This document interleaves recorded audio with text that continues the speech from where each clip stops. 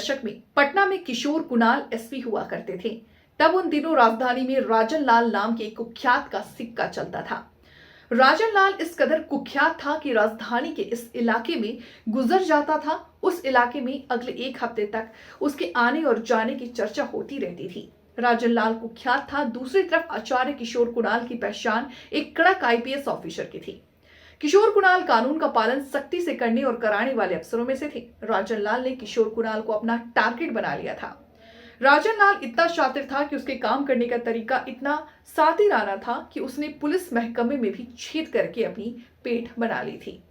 IPS Kishore Kunal प्रतिदिन गश्ती पर निकलते थे। एक बार वो संभवत मसूढ़ी की तरफ से गश्त करके वापस पटना लौट रहे थे।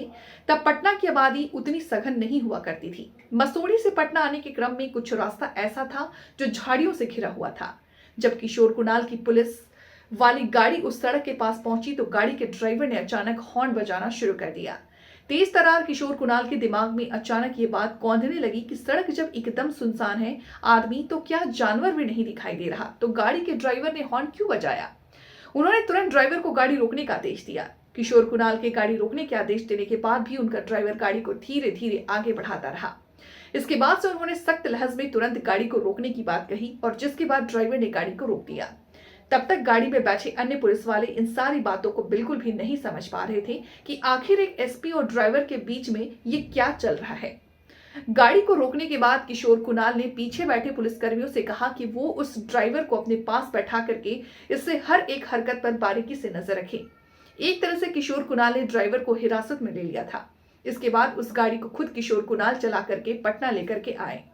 पटना आने के बाद किशोर कुणाल ने गाड़ी के चालक से पूछताछ की, जिसमें यह सामने आया कि वो गाड़ी चालक नौकरी तो पुलिस के लिए करता था, लेकिन काम राजन लाल के लिए करता था। दरअसल वो किशोर कुणाल की सूचनाओं को राजन लाल तक पहुंचाने वाला उसका भेदिया था।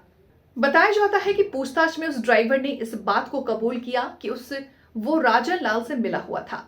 राजन लाल पर राजधानी के कई थानों में दर्जनों मामले थे। सारे केस गंभीर और संगीन थे।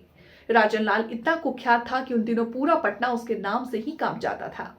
खौफ इतना कि लोग दरवाजे खिड़की तक बंद कर लेते थे। बताया तो ये भी जाता है कि राजन लाल के ऊपर सत्ता के बड़े रसूखदारों का हाथ था। राजन लाल और उनके साथ उठना बैठना था।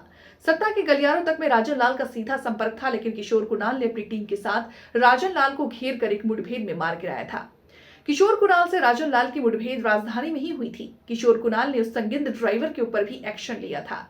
ऐसा कहा जाता है कि उन्होंने विभागीय पत्र जारी किया था और उस ड्राइवर का दूसरी जगह तबादला किए जाने की बात कही थी। उस पत्र में यह भी जिक्र था कि वो आदमी जिम्मेदार नहीं है और इसे कभी भी अपराध नियंत्रण जैसे कार्यों में नहीं लगाया जाए।